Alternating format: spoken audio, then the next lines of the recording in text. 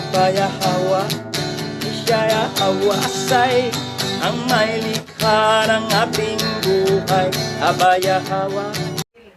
Itong Moabite, saka si Ammon, Japan. Yan, Chinese talaga yan. ang two nation From from incest. Kasi bakit incest? Ama at saka anak. Nagkaanak. Insect. China, Yan. Japan. ang Moabites, ang Ammonites ay Japan. Kita mo ha? Sa Genesis chapter 19, 36 to 38. Basahin natin sa original ha. Basa. Genesis chapter 19 verse 36.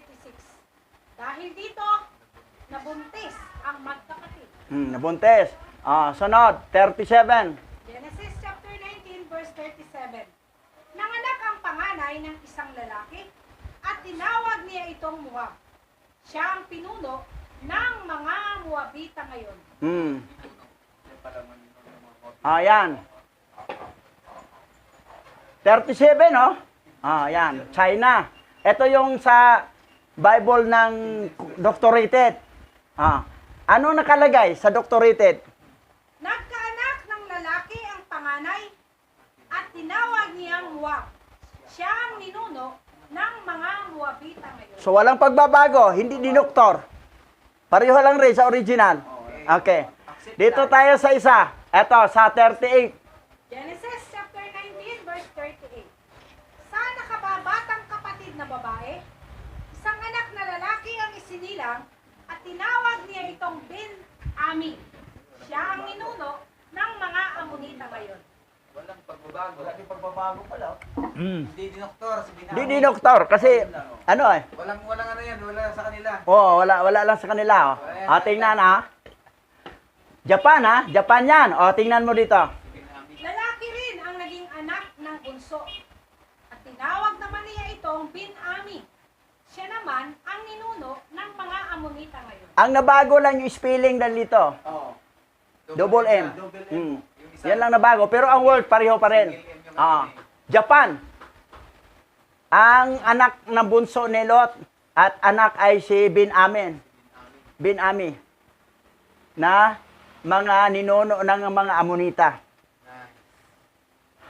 Ngayon, dito tayo sa future. Future destruction of China. Kasi matindi itong bansang China. Dito basta-basta, hindi to kaya ng USA. That's why nakipagkaibigan na lang si Trump kay King Jinping. Sa inauguration nga, i-invite to eh. I-invite siyang pupunta sa Amerika. So close siya. Walang Third World War kasi close pa eh. Yan. Numbers Ngayon, 4:17. sa Numbers chapter 24, verse 17. King James Version to. Tingnan natin, unahin natin basa ang King James. Ayan, basa. Numbers chapter 24 verse 17. Aking makikita siya, ngunit hindi ngayon. Aking mapagmamasdan siya, ngunit hindi sa malapit. Lalabas ang isang bituin sa Jacob at may isang sitro na lilitaw sa Israel at sasaktan ang mga sulok ng Moab at lilipulin ang lahat ng mga anak ng kaguluhan. Ito, magkaiba sa original to. Mayroong kapareho, konti, pero may iba. Dito sa Tagalog nga, iba to. Sa lahat ng mga anak ng kaguluhan. Pero sa English, destroyed all the children of Seth.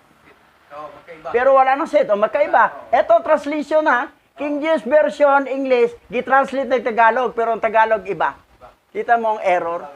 Tapos tiwalang-tiwala ang mga born again pastor, bishop. Tingnan mo ang translation. Nagkakaiba. Nasaan ang seat? May seat dito sa English. Wala nang seat dito. Wala. Hindi nyo napansin yan. Tiwalang-tiwala pa. King James yan. Gawa ng niyaring King James na bakla. Dito tayo sa original ha. Basa. Bilang chapter 24 verse 17. Aking makikita siya, ngunit hindi ngayon. Aking makikita siya, ngunit hindi malapit. Isang bituin ang lumabas sa Jacob at isang Isang lipi ang bumangon sa Israel at sinakta ng mga sulok ng Moab at sinira ang buong lupain.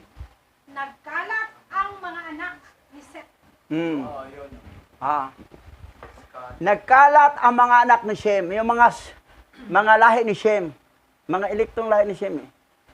Hindi naman lahi ni Cain Nagkalat. Kasi itong Moab kasi, kay Shem naman galing yan Si Lot. Sinong tatay ni Lot? Si Haran. Si Haran. Kuya ni Abraham. Oh, Lahi ni Seth. si Haran, si Lot, si Melka, magkapatid sa tatay sa nanay. Pero si Sarah at saka si Lot at si Melka, magkapatid sila sa nanay, hindi sa tatay. Kasi si Sarah, ang tatay, si Tira na. Tinira na So, ngayon, dito ang distraction ng China, ng Moab, Aking nakikita siya, ngunit hindi ngayon. Matagal pa to. Aking nakikita siya, ngunit hindi malapit. Malayo. Isang bituin ang lumabas sa Jacob. May isang bituin. Ibig sabihin, lahi ng Jacob yon o ni Israel.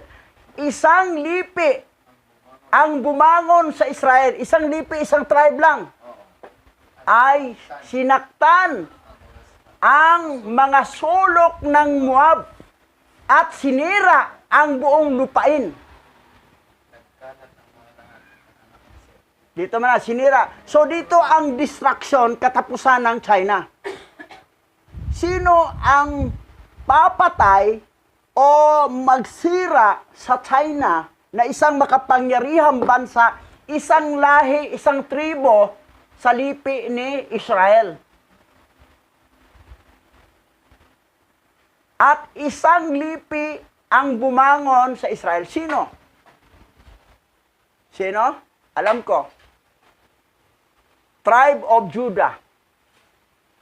Pero yung Judah ba na mga sinumpa? Hindi. Yahweh siya ay pagbalik.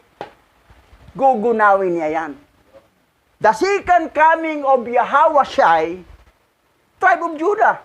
Si Yahweh siya Tapos ang kabanata ng Moab. Diyan mag-ending.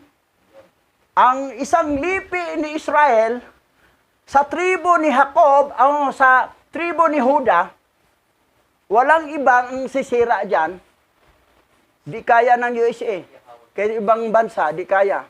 Pati North Korea, di kaya. Si Yahweh siya lang ang makapagsira sa buong lupain. The second coming of King Yahawashi, tapos ang China. Hindi lang China, tapos ang mundo. At bababa na ang new heaven, new earth, and new Jerusalem. Pero bago mangyari, pagbalik ni King Yahawashi, para gunawin yan, ang mga elect, mga hintel, at saka mga remnant Hebrew Israel, aakyatin niya sa alapaap. Magkaroon ng rapture para hindi masama sa paggunaw. Tama yung makita. Ang hindi maniwala sa rapture, sige, hindi kayo maniwala, maiwan kayo dito, magugunaw kayo, makasama kayo. Sila, kalat ang mga anak ni Seth Kalat. Anong kalat? Kalat na patay. Katulad noong 1976, nagkaroon ng tidal wave ang Pagadian City. 19 years old pa ko noong panahon na yon. Doon ko nakatira sa aking ninong, Marshall de la Piña. Tricycle driver ko doon. May lagnat pa ko noong panahon na yon Naglindol, ang lakas. Yung paninda nila ni Papa Marshall, bagsakan Kising kami lahat. Pero may lagnat ako, may kitakigan ako. Nanginginig pa ko. May sumigaw sa tabing dagat. Ang tubig ay mitubo. Tingin ni Papa, tubig, gumagano. Sabi ni Papa, alis na tayo dito.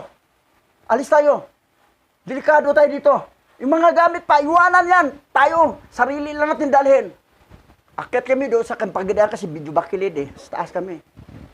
Pag rinig mo yung agos, lakas. Pagbalik namin, nakita namin, nagkalat ang mga patay.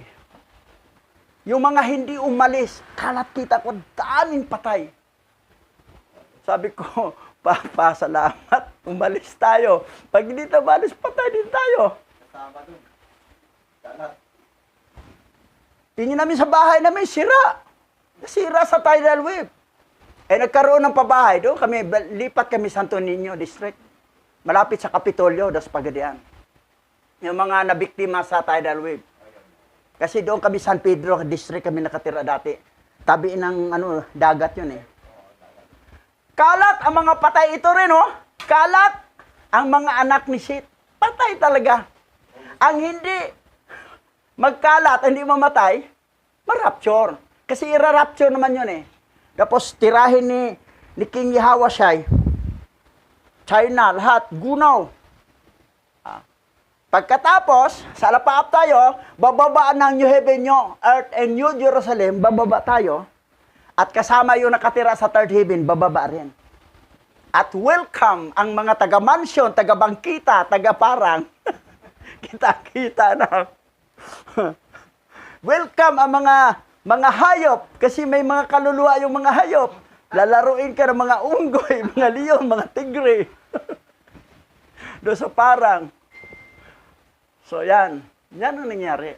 So sino ang makatalo ng China, ng Moab? Isang tribo sa lipi ni Israel. Tribe of Judah. Sa pamagitan ni King Yahweh o Mashiach Yahweh. Sa sikang kami niya.